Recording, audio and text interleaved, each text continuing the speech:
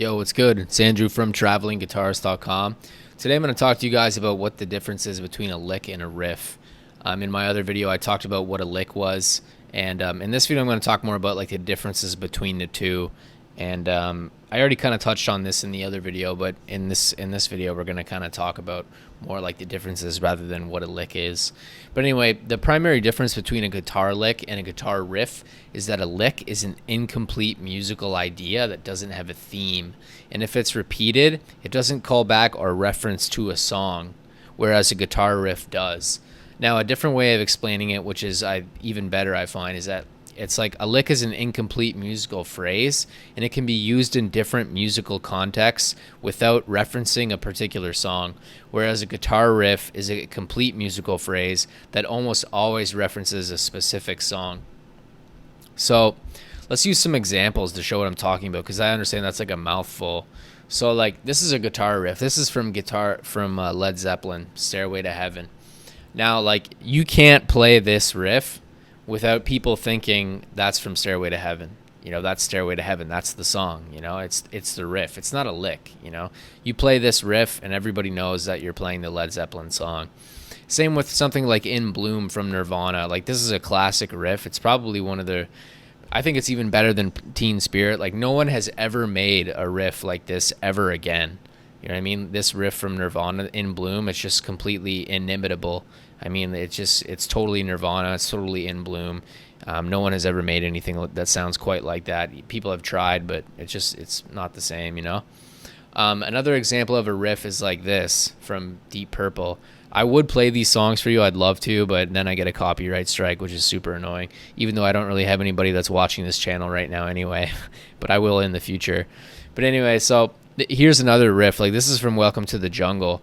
Now, like, you play this, and people who know that song will recognize this riff. They'll recognize the song from playing the riff. However, if you play this lick at the end of the riff, this is at the end of Slash's riff where he plays this, and then right after he descends down the blues scale like that. Well, this part right here, what I'm highlighting right here, that's a riff, or that's a lick that like people have played many different times, and if you play that on its own, it doesn't call back to the song specifically. Like, you could play that on its own and no one will think that's Welcome to the Jungle, because it's been used so many different times in so many different songs. It doesn't allude to a specific track. You know what I'm saying? So even though it's a part of the song, it's just a lick, you know? It's not a riff. It's not a completed musical phrase with like a thematic element to it that's easily identifiable, if you understand what I mean. I have some more examples in here.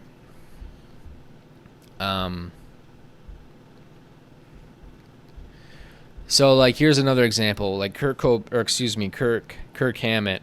Like, this is from Hit the Lights. Like, this is a lick that it's repeated all over rock music and all over metal, and it's just repeated everywhere. Like, it's like this classic bend up a full tone up to the 19th fret here, or it can be any fret. It can be all over the fretboard, but like it's the same idea. It's the same lick. And then you do like these hammer-ons and pull-offs, and like that's Kirk does that in pretty much all of his songs, all of his solos, and many other guitar players do the same thing. They use the same lick, although it might be played at a different part of the neck. But the idea that I'm getting at is that it's like it's just a way of playing that it doesn't call attention to, it doesn't reference a particular song, it doesn't allude to a different song. It's just it's a technique, and it's a style, and it's just a way of like communicating yourself in it. But it's not the song itself. You know what I mean? It's like you're expressing yourself, but it isn't the song itself. You know, and here's another one like that. This classic bend up a full tone that I just mentioned as well. It also looks like this sometimes, or it can be on the 12th fret here, and then the 15th fret here. Like, that's a common lick that you see all over rock and metal and so on and so forth. So, I mean, to wrap it all up, like the primary difference between a lick and a riff is that like a lick is like it doesn't reference a song, where a riff does reference a song. Like, you can't play a riff without referencing a song if it belongs to another. You know what I mean? But all in all, that's the primary differences between the two.